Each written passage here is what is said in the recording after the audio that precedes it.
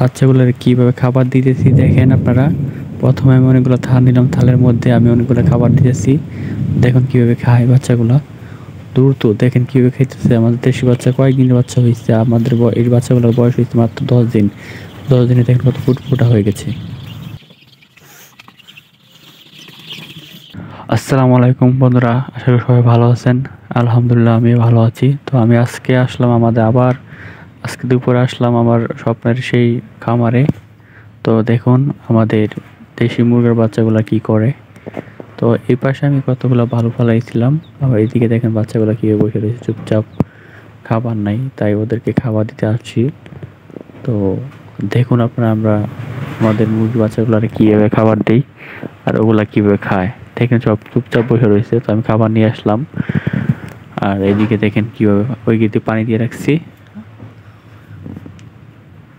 তো গাইস প্রথমে আমি আমার খাবারগুলা বোতল থেকে খুলতেছি, আর এদিকে আমি খাবারগুলো গাইস আমি আর মানে অন্য কোনো পাত্র নাই, তো আমি আমার খাবারগুলো থালের মধ্যে দিয়েছি।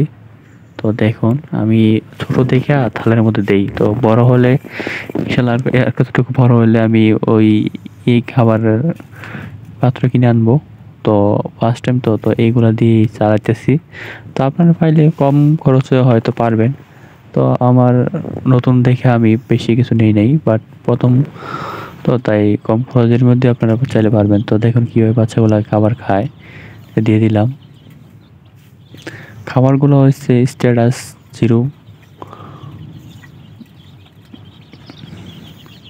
তো দেখুন কীভাবে খায়। আপনারা যদি খাবারগুলো আপনারা যদি মানে এগুলা খাবার খাওয়ান তাহলে বাচ্চাগুলো তাড়াতাড়ি বড় হবে। খাবারের নাম হলো RRP স্ট্যাটাস ফিট। তো বুঝছেন তো, ছোট ছোট বাচ্চাদেরকে ছোট খাবার দিবেন। দেখুন কি সুন্দর করে খাচ্ছে ওরা। তো ওদের বয়স মাত্র 10 দিন হয় নাই, বা 10 দিন হয় নাই ঠিক মতো। তো দেখুন ওরা কত ফুটফুটে কীভাবে খাবার খাচ্ছে। তো আমার জন্য দোয়া করবেন, কারণ আমি প্রথম কখনো মুরগি পালন করি নাই, ফার্স্ট টাইমে আমার মুরগি যতগুলো আনছিলাম কিনে, তো ওইখান থেকে শুধু একটা মারা গেছিলো। সো এইটাও মারা যেত না, শুধু এটার আগে থেকে যখন আনছিলাম একটু সমস্যা ছিল যার জন্য মারা গিয়েছে। তো আল্লাহ দিলে এখনও একটা হয় নাই ইনশাল্লাহ।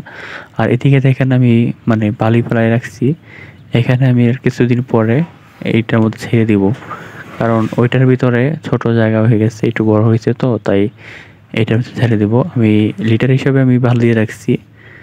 তো বালির মধ্যে নাকি গরমের দিন ভালো হয়, তাই বালি দিয়ে রাখছি। তো এতটুকুই ভিতরে মানে ছাড়িয়ে দিব, পরে যদি হয় একটু বড় হয় তাহলে পুরোটাই ছেড়ে দিব।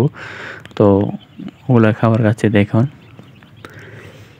তো গাইস আসলে আপনাদের স্বপ্নটাই, ইচ্ছেটা থাকলে যথেষ্ট।